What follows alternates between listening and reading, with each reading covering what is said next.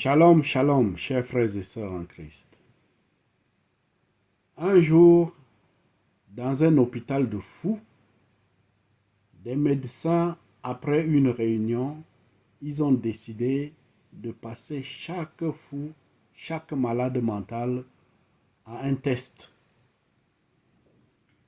On a donc décidé de convoquer chaque malade mental dans un bureau, un à un. Alors, dans ce bureau-là, on avait prévu comme une sorte de lavabo et on avait ouvert le robinet. Et le lavabo était plein, et si bien que l'eau coulait sur le tapis. On a demandé à chaque fou, on lui a donné une serpillière ou bien un mop. Et on l'a demandé de sécher l'eau qui était sur le tapis. Et puis, si le fou prenait la serpillière et commençait directement à sécher l'eau qui était sur le sol, sans même regarder le robinet, on considérait qu'il était toujours fou. Et on lui prescrivait un nouveau traitement. Mais quand un autre fou arrivait, si on lui donnait la serpillière et lui demandait d'essuyer l'eau qui était sur le sol, s'il lève la tête et regarde d'où vient l'eau et voit que l'eau vient du robinet qui était déjà rempli, du lavabo, et qu'il ait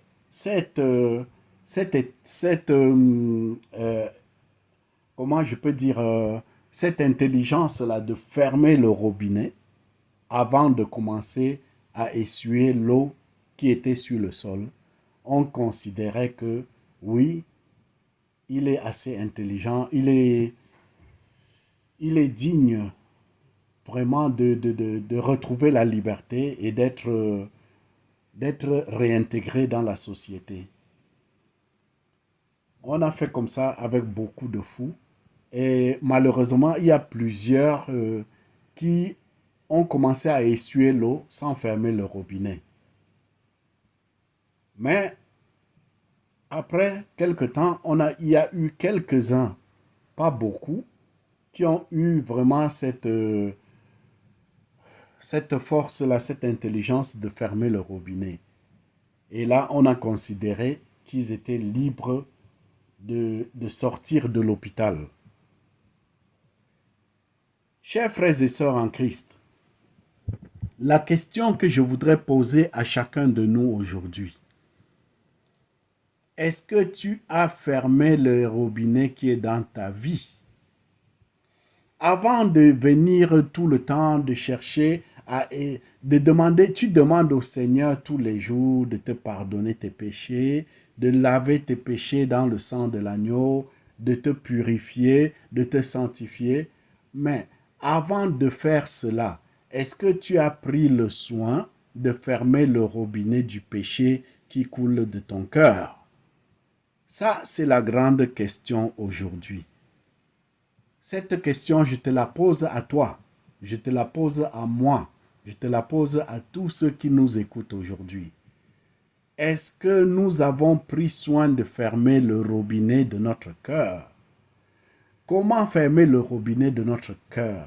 C'est-à-dire que nous devons fermer toutes les portes pour ne pas que l'ennemi vienne dans notre cœur et provoque une sorte d'inondation du péché dans notre vie. Nous vivons de nos jours, nous vivons des jours vraiment très très difficiles. L'apôtre Paul a dit que les jours sont mauvais. Chers frères et sœurs en Christ, les jours sont mauvais. Et de nos jours, nous devons à chaque fois nous examiner. Est-ce que le robinet de notre cœur est fermé? Est-ce que nous avons fermé les portes à l'ennemi? Comment fermer les portes à l'ennemi? En prenant soin de ce que nous regardons, nos yeux regardent, en faisant attention à ce que nos oreilles entendent, en faisant attention à notre cercle d'amis. Quel est ton cercle d'amis aujourd'hui, chers frères et sœurs en Christ? Quels sont tes amis? Il y a un adage qui dit, dis-moi qui tu fréquentes et je te dirai qui tu es. Est-ce que tu fréquentes un cercle d'amis qui va te permettre d'avoir une bonne relation avec ton Créateur? Un cercle d'amis qui va t'aider à préparer ton éternité? Je te pose la question de savoir, est-ce que tu es prêt à rencontrer ton Créateur? La Bible dit, prépare-toi à rencontrer ton Dieu. Jean le Baptiste a dit, le royaume des cieux est proche. Le royaume des cieux est proche et nous vivons les derniers jours, mes chers frères et sœurs en Christ. Et nous devons faire attention, nous devons veiller à ce que notre robinet soit fermé. C'est pourquoi j'ai pris l'exemple de cet hôpital mental, de cet hôpital des fous. Est-ce que tu as veillé à ce que ton robinet soit fermé? Chaque jour, quand tu te lèves le matin, demande au Seigneur de t'aider à fermer tous les robinets de ton cœur, tous les robinets du mal de ta vie, pour ne pas qu'il y ait inondation, pour ne pas que tu produises le péché dans ta vie, pour ne pas que le péché coule dans ta vie. Tu dois fermer la porte. Tu dois fermer le robinet du péché, le robinet qui produit le péché. Tu dois fermer toutes les portes. Et pour cela, nous devons demander la force du Seigneur. Nous pouvons prier ensemble. Je vais prier pour que le Seigneur nous aide vraiment à fermer tous les robinets. Oh, notre Papa céleste, nous te remercions pour tout ce que tu fais pour nous. Nous te remercions pour ta présence dans nos vies. Nous te remercions pour ton amour. Nous te remercions pour ta fidélité. Nous te remercions pour le salut que tu nous as donné. Et nous te prions, Père, que tu nous aides à fermer toutes les portes à l'ennemi, à fermer toutes les portes au mal, à fermer toutes les portes aux esprits malins, à toutes sortes d'esprits démoniaques, afin qu'ils ne coulent pas, qu'ils ne fassent pas couler le péché dans notre vie. Donne-nous la victoire sur le péché.